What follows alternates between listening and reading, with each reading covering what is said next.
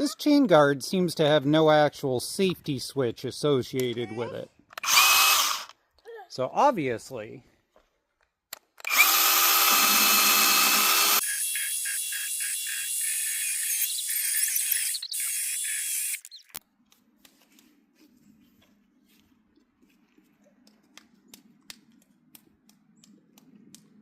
perfect. Are you gonna help?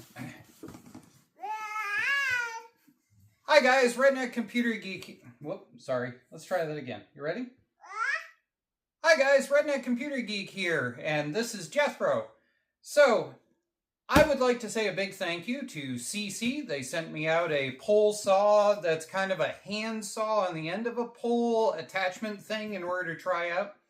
Now, one thing I would like to say about SEESII while we're breaking this open is that I like that SEESII is blunt about the fact that stuff is made in China.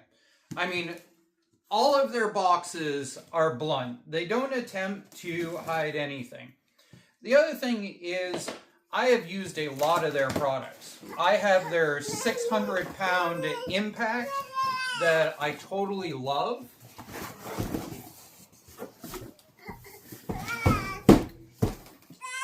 And their 3/8 impact is absolutely game changer. It's just under $100. It's easily about 150, 200-pound impact. And it fits into tiny little areas that you would not believe it would fit into. If you work on small engines or you work on anything where you need to get down and into some spots, that 3/8 impact you should really look into, and I'll put a link for it in the description. The 600-pound is cool, but a little bit lacking at times. And their drill is awesome. All right, Jethro, you want to show them what it looks like inside? Look at that. Oh, did you find a pole? All right, so Jethro has found that there are... Oh, do you want the bag to play with? There you go.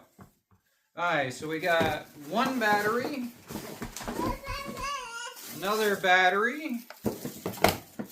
One thing I'll point out on SEESII's, let's see if this one does it. Nope. So SEESII has 2 generations of battery. On their first generation, for some reason, when you hit this and it's at below like 75%, it still partially lights up on the edge. And this, they've fixed it. So if you see a review on Amazon about that, it's been fixed. I actually have 2 batteries that are the old style that are from when people used to complain. Well, let's see. We got some sort of weird thing. And a not safe for children device. The most teeny tiny cutesy little motor cover ever. Let's put this back on just in case Jethro grabs onto it. Let's see, we got a chain tightener there. We got a guard so that you can definitely pretend that this is a sword. And a little manual oil pumper cap. Cool. Alright, I'm wondering why it has a rivet, a screw spot built into it. Not quite sure what's up with that. Alright, we got an awesome set of gloves. A spare chain. I wasn't expecting that. I don't think that's actually on the Amazon listing that it comes with a spare chain, so that's good to know. A little micro oiler for some reason. And some directions. Alright, so this has got one of their chargers. I've really gotten addicted to this, and I really like these.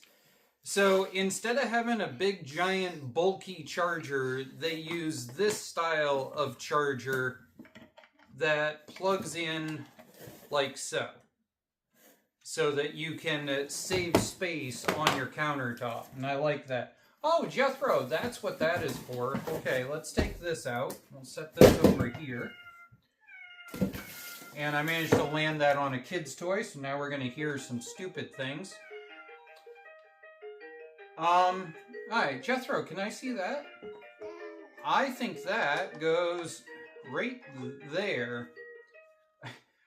All right, it has a bear down handle. I don't exactly think that something this size for cutting needs a handle for bearing down on, but yeah, it's the thought that counts. Jethro, I think this is a you toy. Yeah, there you go. All right, so I saw that this was 3/4 charged, and so I'm betting that. Okay, that's got a weird safety that just made a weird click noise.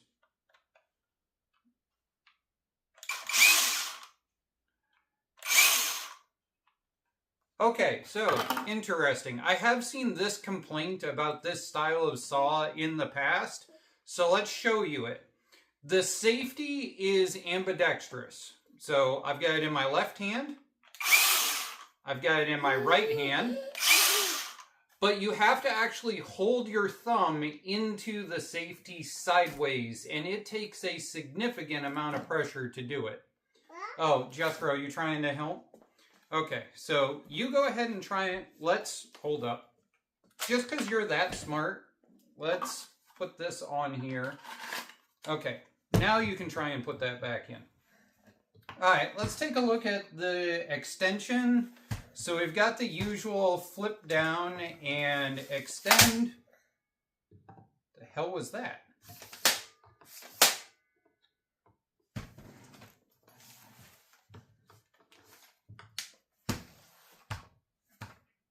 Is it spring-loaded? Not entirely sure what I think about that. Okay, that was kind of weird. Alright, so there's a button here. Usually that's a pivot head. So that goes like that. And that goes like that. And this looks the same as the battery. So I am betting that this... Okay, so that clips onto there. Maybe. What am I missing here? Oh, it's got a safety right there. Okay, so if I do the safety, and then that clips on there. Okay, so there's a little safety thing right there, and then that locks in. I'm assuming so that when you're pushing down on this, it can't actually pop it out. So if I hit this, then that pivots. And so we've got a saw on that end. And then... So this is the same handle on this end as the saw. So if I put this in here, and I think the saw is actually off picture right now, but I'm going to take that off. And let's just see if I'm right here. Is it ambidextrous? Yes, it is. Well, I'm going to tell you one thing right now. This is very, very top heavy on that pole. Like if you're looking for a balancing point, like all of that is balancing. And so if you can't hold it up into here, you're going to have some quibbles. So that's... Yeah, that is massively top heavy because of the way this design is done. But honestly, I don't know any way you'd really get around it because that is really robust. And I'd rather have it that robust than be worried that I'm going to snap the damn thing off. I got a branch here that's bothered me for a while because it hits the top of Van Hollen. So we're just going to segment it out. I've got it set so that I can kind of shoot from the hip here. Let's see if we can take a couple of segments out. You know, as if we were trying to be careful. Alright, so we got about a 2-inch piece right here.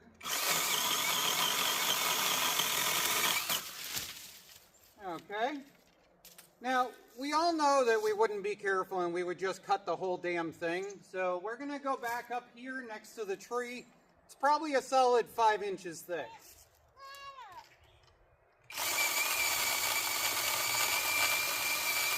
It's just eating on its own.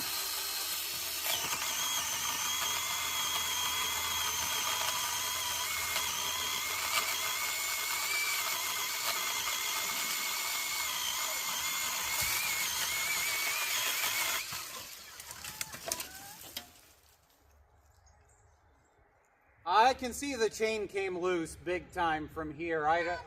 Yeah, it's almost jump track. Let's go take a look at the chain system.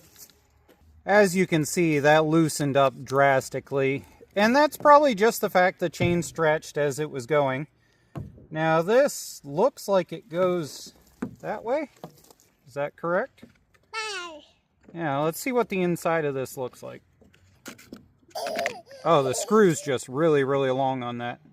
Alright, so this has a tensioner there that adjusts to hit this in order to push it forward and back.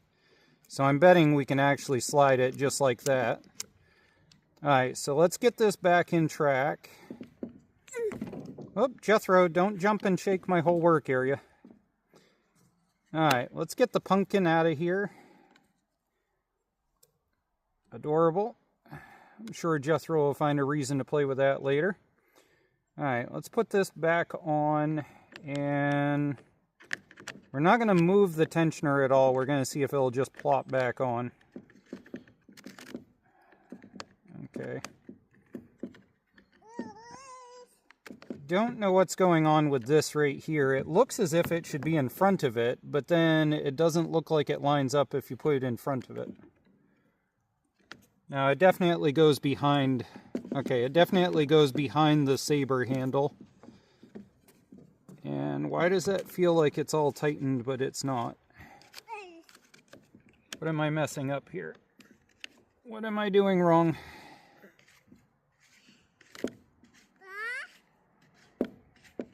Alright, that seems to be going on. It's just a very long-winded screw. And Jethro's trying to tell you that he thinks it's cool that he can pick up and play with all kinds of leaves. Okay, let me see here. So, which direction actually tightens this? So if I loosen that and I go this way, does that tighten it? There it goes. Alright, so that tightens. And then this must lock it down if you continue. Okay, let's check that. Okay, so that's probably too tight or I jumped it. Actually, oh, there it goes. That seems happy. Alright, let's try some hand cutting with it. Now, the true selling point to this idea is that once you get this limb cut out of the tree, you can grab the head off of the pole saw and be able to slice it up so it fits in something like the fire pit behind me.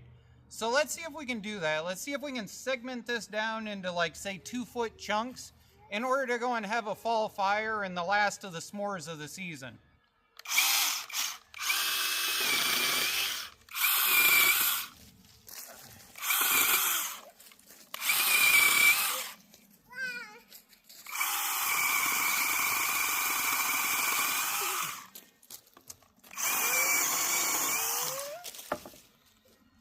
You know, the more I use it, the more I'm starting to understand why they wanted that dingus right there.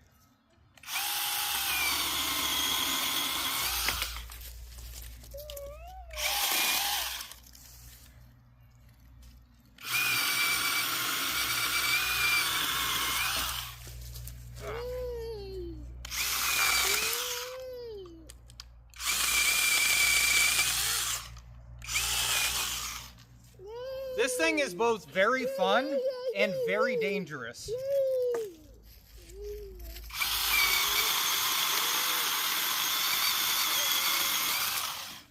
That's why that safety is there, because your natural instinct is to look down across when you're trying to cut. I bet that's probably why it's there, so that if it kicks back, you don't cut your forehead open. Alright, let's cut a couple of more of these down.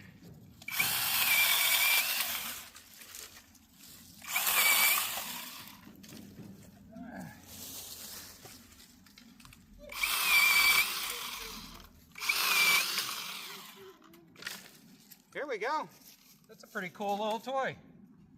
That's right, Jethro. We cut it up so we could have a fire tonight. Good job, buddy.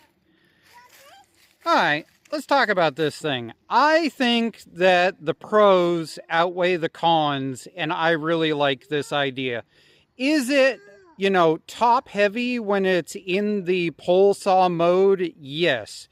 But the ability to just pop that thing off and go to town afterwards instead of needing a second chainsaw, I think is an amazing idea. Now, let's see. What are we at on the battery on here? Did we even touch it? No, we haven't even touched it at all. As you can see, I mean, that's a pretty thick piece. This is an 8-inch saw blade. And so that is, you know, easily 3.5 inches or so. At the stump, probably 4 into 5. I do understand now why they had the weird little screw-in thing like a grinder. Your natural instinct is to try and look down across that, and maybe holding that forces you to keep that out in front. But I think it's funny that they advertise as being ambidextrous, but the screw-in for the hold down is a right-handed person only. So, I don't know, maybe a little bit of more drawing board there. This should actually have a matching one right there in order to be actually fully ambidextrous. But that's nitpicky. That's tiny little things. It's really cool. I'm really glad that they sent it to me. Like I said, totally a sponsored video. They sent it. They didn't pay me anything to make this video. So just like all of my SEESII videos, I do not get paid, but they do send me the item to tinker with. All right. On that note, Jethro, say bye-bye. Why are your shoes off? Oh, so you can sit and warm up your feet when we start the fire? Do we have to buy marshmallows now? Please. Oh, please? Was that please? Okay, good job. Yes, please, that's right. Do the sign language. Please. I find it funny that please looks like, you know, I want food in my tummy. All right, Jethro, sorry for babbling. Say bye-bye. Good boy. Jethro, show them your latest trick that you can jump. Yeah, big jump. Do it again. Nice. Little steps and little jumps are how you make it. Good job.